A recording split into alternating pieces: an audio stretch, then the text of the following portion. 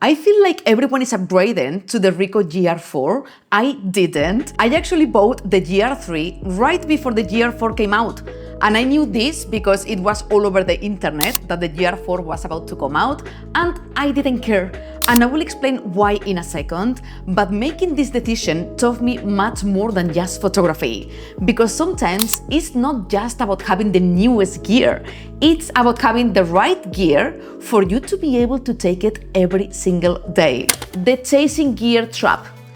Tell me below if you are constantly chasing the last of the last of the last. I'm guilty of it, I'm sure you are as well, at least from time to time, and that's totally normal because we are photographers and we are very geeky. We love this stuff, I love this stuff. So it's totally normal to chase the last of the last, but there are limits, okay? And I wanted to escape that feeling, getting a camera that I could carry with me everywhere. So if I was waiting for the GR4, I'm already losing the purpose. Which was getting a camera that was good enough for my everyday photos. Many times we buy new gear and we are very happy about it, but after a few weeks or months, something new comes out to the market and we feel like we are outdated again. And we have to be careful with this. For example, not long ago, I bought the DJI Mini 4 Pro, the drone, and the 5 came out right now. I'm like, really? But I don't mind because the Mini 4 Pro is an incredible drone. So we don't have to have all the time the last of the last, okay? It's nice from time to time to do this because we love our craft and it's fine. But don't do it every single time because most likely you have amazing gear already. And the Ricoh GR III is such an amazing camera. I'm very happy with it and I don't care about the GR4, honestly. I will explain more later about the differences between this one and the GR4. Why the Ricoh GR III? This one, it's actually the GR3 HDF, which has a mist filter built in. I love mist filters. I shoot with them all the time. Right now I'm using one and I love them and it makes everything more filmy. That's why I really wanted this camera as well. And also, obviously, it's incredibly tiny. I love my other cameras, my Sony a7R5, my Sony a7C II, which is incredible and it's also quite small, but I have very heavy lenses and very bulky.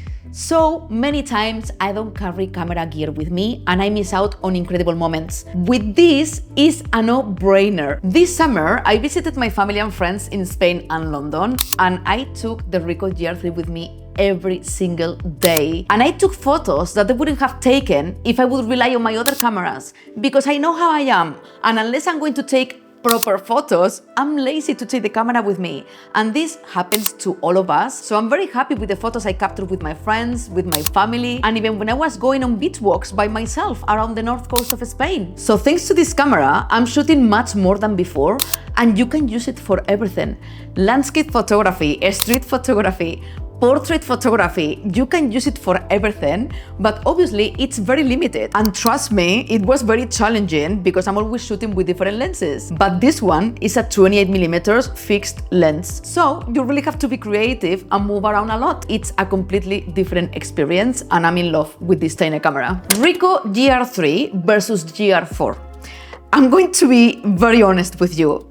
There are a few things that are different, but they are not as different. Not for the higher price and not for the upgrade. I think this one has 24 megapixels and the Ricoh GR4 has 26. You are not going to notice that a lot. I'm aware as well that the GR4 has a new sensor, but I'm very happy with the sensor of the GR3. So for me, it's nothing major.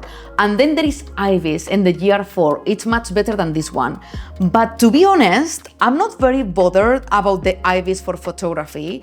I care more about video, and let me tell you, the video of this camera is totally useless. I don't know what they say is 1080p. It's not 1080p at all. I wish, because at least it would be very handy to do social media content. No, it's not 1080p, it's very terrible, and apparently the GR4 has the same capabilities, so I'm not bothered about that at all. The only thing I care about is the battery life. It's much better in the GR4, and on this one, in the GR3, it's terrible. But I have a few batteries, this one is the original one, and I have more batteries I bought. Anyway, I'm gonna put all the accessories below. Here you can see in detail a side-by-side comparison of both cameras. To be honest, the only things I would highlight personally would be the battery life, which is much better in the Ricoh GR4, and also the internal memory. The Ricoh GR3 has 2 gigs of internal memory and uses SD card.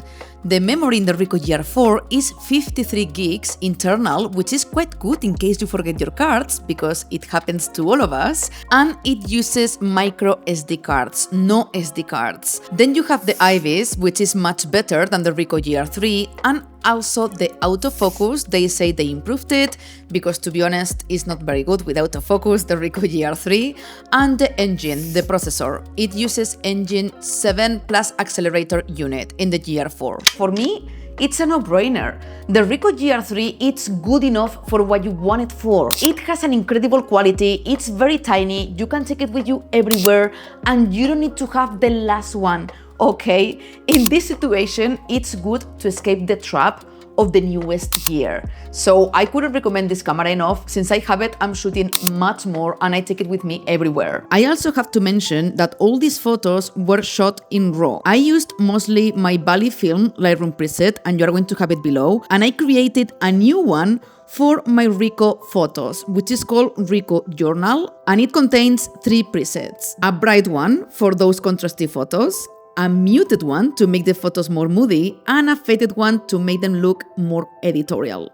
You're going to have all of them below, and I made one mistake with this camera when taking self-portraits, which was shooting in JPEG without even realize, but actually the JPEGs look very good even when applying my Moody Greens Lightroom preset. So just so you know, the JPEGs are quite good for editing as well. If you don't have a point-and-shoot camera, I highly recommend you this one, because you're going to use it a lot and you are going to fall in love with photography again.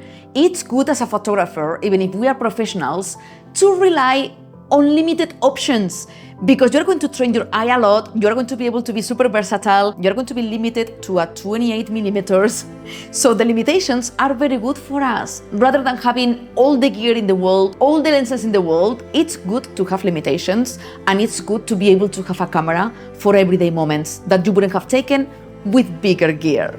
So let's talk about accessories. I do have a few of them, but I'm gonna link them below. I bought this hood, which looks super cool on the camera, and it protects the lens. And I think it looks very, very nice. And then I bought this tiny flash, because this one doesn't have a flash integrated. So I bought this one from Godox, and I love it because I love flash photography, and it's very small. So you can carry them separately, and then you attach it, and that's it. And also I bought a lens protector, because you have only one lens. If you break it, you are done. It's not like a lens that you break the lens and that's it. You break the whole camera. So be very careful with this. I'm gonna link it below as well. And then when I want to go even more minimalist, I bought the official from Ricoh, which is very flat. And when you put it, it doesn't take any space at all. And something you really need to get is the thumb grip. I have small hands, and even like that, I really benefit from it. So I'm sure you're going to find it very useful as well. Buying the Ricoh GR3 reminded me that many times it's not about the gear, it's about being present. It fits my lifestyle, it fits my travels, and it fits my need for simplicity when I don't want to carry bigger gear. Because sometimes the best upgrade you can make is falling back in love with the camera you already use. If you love photography as much as I do, and we share the same passion for a creative life, make sure to subscribe to my channel, as I share weekly videos, all things photography, creativity, and also vlogs of my lifestyle in Bali as a creative, and my solo travels as a photographer. Big love from Bali. Mwah.